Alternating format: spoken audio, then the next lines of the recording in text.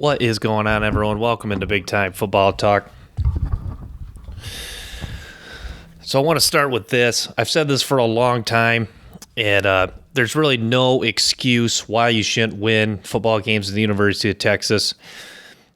Every kid that grows up in the state of Texas that is even worth a crap talent-wise has a dream of playing at the University of Texas for the burnt orange colors. If you look at Tom Herman, if you look at his recruiting classes, 2018, number 3 class, 2019, number 3 class, 2020, number 8 class. You look, there's really no excuse at this point. Look at Miami now.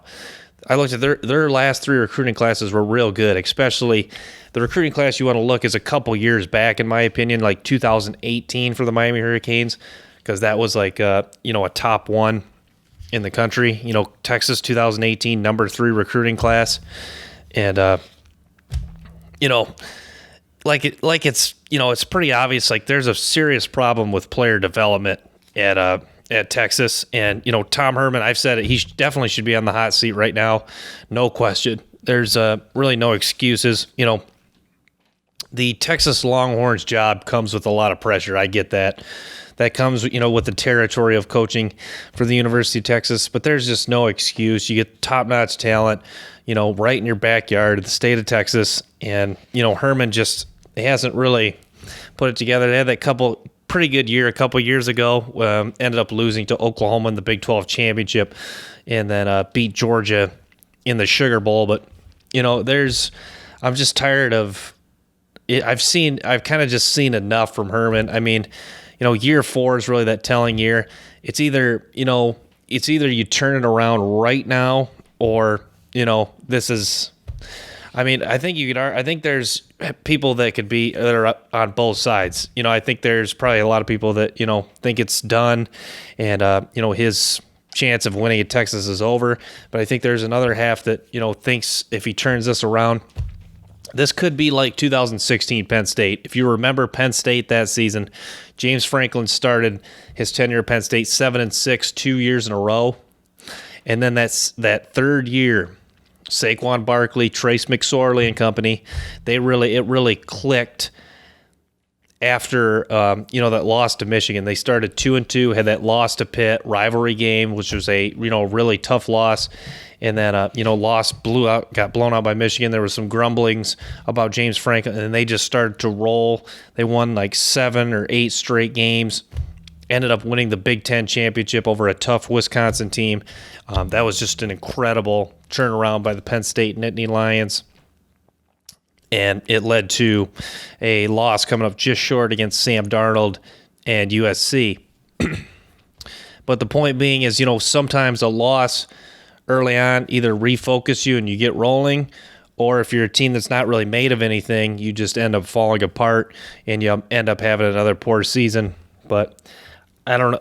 If you're Tom Herman, you can't have it. There's no more excuses at this point. So if it falls apart, I think he's got to go. If he turns this around into something, wins a championship, because, they play Oklahoma this week, which is, a very winnable game the way Oklahoma's played. I mean, that defense still isn't worth a crap. And, Rattler is very struggling. You can tell he's, showing a lot of youth. So, but this is, really telling for Tom Herman. I have no problem with him, being called, or for them, putting him in the, hot seat or whatever. But, I think if this season doesn't end in a championship, which you could say, well, that's a lot of pressure. But, there's a lot of pressure coaching at the University of Texas to win. And, you just don't have 4+ years to do it. They want results now. He hasn't done it for whatever reason. You've had 3 straight top 8 recruiting classes, 2 of them top 3. I mean, the excuses are up. It's it's right now for never for Tom Herman, really. So yeah. So I just want to give my take on that. But also I want to get into this. I watched the Indianapolis Colts, and this is a team with a tremendous defense. They build up tremendous talent, and that's something you couldn't really say for the Indianapolis Colts for a long time. Because honestly, this team, under their old GM, they just didn't have a lot of big names on defense. This was a pretty talent lacking defense.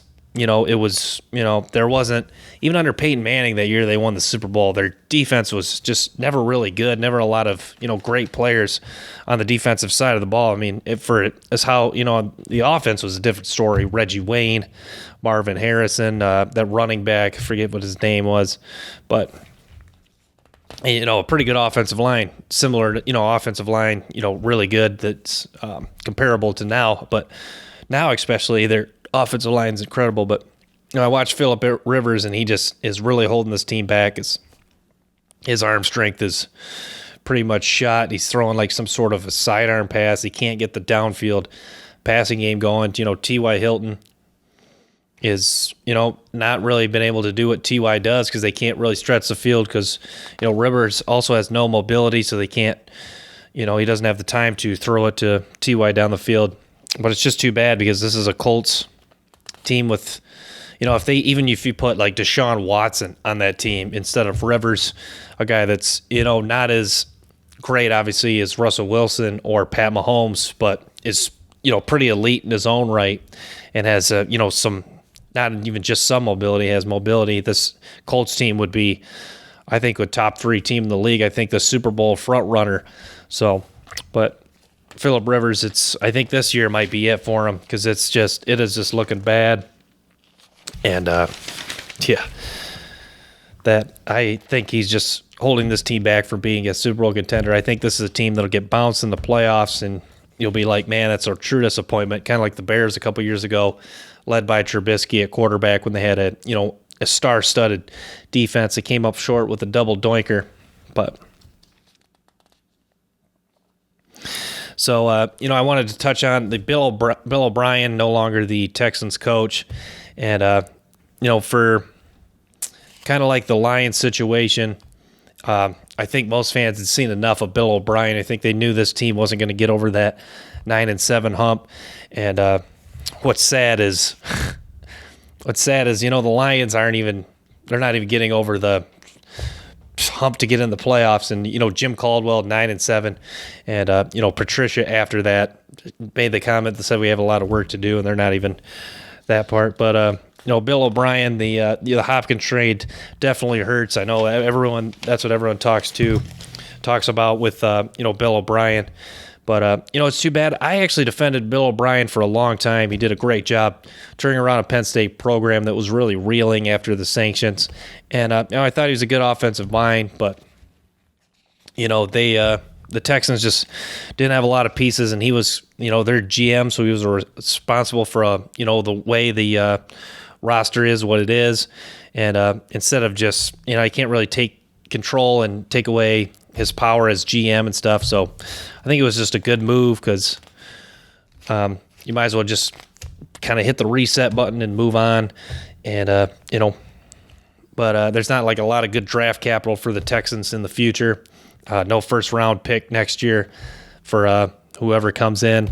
So, and next, I cannot wait for the Miami Clemson game. The Miami athletes like Brevin Jordan and Cameron Harris, the running back, against the Clemson defense. I think this is a Clemson defense that's pretty good, but isn't as star-studded like it has been in years past.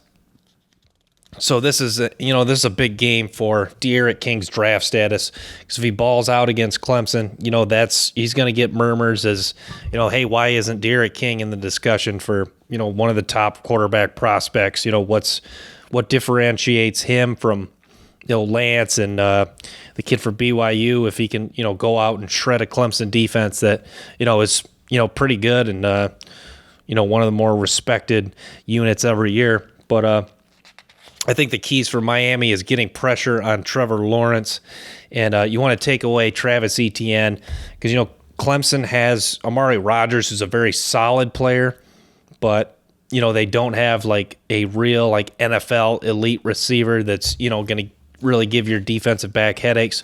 So I think if you can stop the run, and I think Miami's athletes could hold up against the receivers. I think Lawrence will still have a very efficient passing day, but if they can limit the big plays with ETN and stop Clemson from setting up the play action, I think they'll have a real chance to, do some great things in this game and, be in it right at the end. I just really want to see Miami compete. I think if they win this game, you definitely can say that the U is back. So thanks for tuning into this episode of Big Time Football Talk. Make sure to stay tuned for more videos from the show. Till next time, peace.